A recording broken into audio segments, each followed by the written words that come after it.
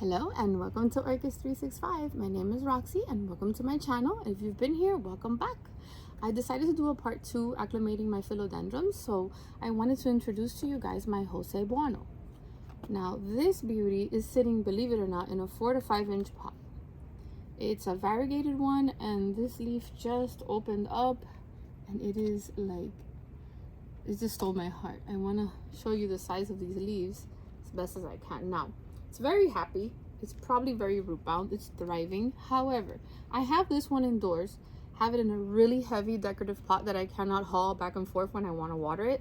So I'm going to put it in a bigger plastic, very light pot where I can pop it right into my decorative pot and take it out, because I bring it out for rainwater and humidity. Philodendrons really thrive on humidity, and I have it in a corner of the living room, and I've been looking into buying a humidifier. I just haven't found the right one to put in that little corner, because I also have a philodendron white knight growing inside.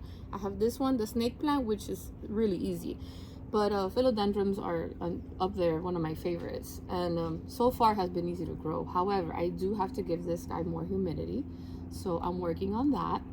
So it's already sitting in that cocoa husk, just like in the other video that I showed you. So what I'm gonna do is, and it's leaning this way, and usually where they lean is where they tend to see, it's already growing that little aerial root.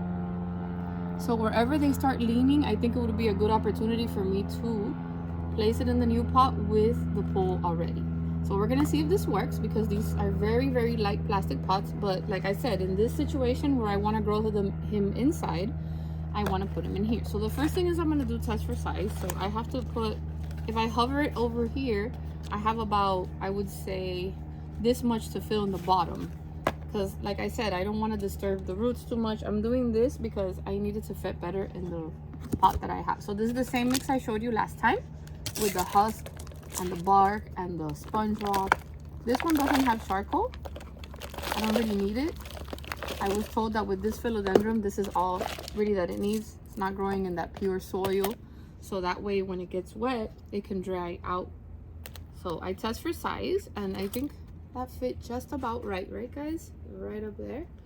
So I'm gonna go ahead and put this on my hands and give it a good little wiggle, just like I did the other one that I repotted. And the other one I did on the ground, I thought I was gonna make a bigger mess, but I felt like the quality of the video could be better by doing it here on the table. Sorry guys.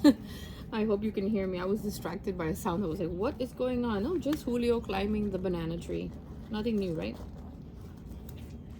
So here we go. So I'm gonna squeeze, and usually I let these dry out before I do this because it makes it a little bit easier for me. Just squeeze. You don't want to do any squeeze, squeeze, squeeze. Very root bound, very happy and healthy. Look at this. Beautiful, beautiful. Look at these roots, guys. Very, very pretty. I feel like Kalea's about to knock over my tripod. She's right behind the... Okay, so this is gonna be a little bit of a tight fit for using my pole, but I'm still gonna see if it works. I'm gonna have to try removing a little more media to see if I can somehow... Oh yeah, Kalea, please. Thank you. It's very dry, so it makes it easier. See, this is the side that I want to put the pole, so this is the side that I'm removing because it's where I see all the aerial roots coming in. So that's what I'm doing here. I like to explain things as I do it, because so see how and I really haven't even touched roots here, but I'm just trying to see how I can loosen it up enough for me to make way for this guy. See what I just did? I always put these off to the side, and although it does look like I'm giving it a tight squeeze, I think it'll work, because it'll just push the roots and force them to grab on. Really, my idea with this guy is growing him inside. I may do a top cut propagation as it gets taller and grow another one outside, but these can get very monstrous, like humongous, so you have to keep them in the pot according to how big you want them to go. I mean, the more you repot, the more space to grow. So while it does seem like a very tight fit, it does seem like it may help guide it to go onto the pole, because remember, this is sitting in my living room. I also made I also made covers for these poles, so I have a cover that goes on top, and I could take it off as I keep making poles. So I'm gonna go ahead and fill her up around the sides, and so you can see what I'm doing, just to make sure that it's sitting tight in there all around.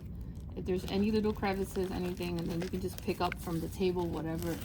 I swear there's a cat is gonna land on my head any second now.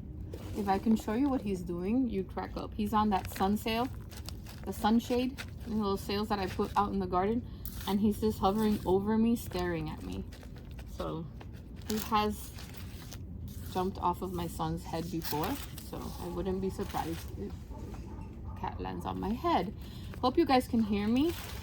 I have to prop up the microphone onto the camera so that I can have all of my attention on this. So it's a very, very tight squeeze, but that's what I want. I want to have it very root bound, and I want to try to control the growth for now as much as possible.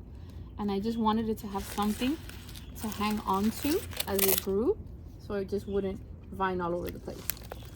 So what I'm doing is I'm just tossing it over where I can't reach, so I can fill any little crevices. Okay, so now what I have here is, this is the front. Look at these leaves. And then this is tucked in way in the back to allow it to have somewhere sturdy to climb as it pushes out these aerial roots. I did not disturb the roots whatsoever. I hope that it is happy with what I did, because sometimes they can get finicky. Another thing I wanted to mention, the higher the variegation that you have on your phyllo, the more dangerous direct sunlight can be. So you want to make sure that wherever you place it, you never let them get direct sunlight. Always filtered low light on these, because their leaves are way more sensitive because of the lack of pigmentation. So I wanted to just put that out there. If you feel it needs a little more light, please be very careful how you move them. Mine is sitting by the window where it gets the morning light, and it's loving it. If I were to have it outside, I would have to be a little more careful to where I put it. So I hope that this has been informative. I hope you enjoyed it. I love philodendrons, and I like repotting them and acclimating them onto the moss poles. I feel like it's relaxing, kind of therapeutic. Just feel free to leave me comments, ask me any questions. Again, I'm a hobby grower. I'm growing in Florida. This one I'm growing inside. A lot of them I grow outdoors. I am learning as I grow. So what works for me might work for you, it might not. It's all trial and error, you guys. So with that being said, I'll catch you next time. I wish you a happy week ahead, happy growing, and please remember, always be kind. Bye.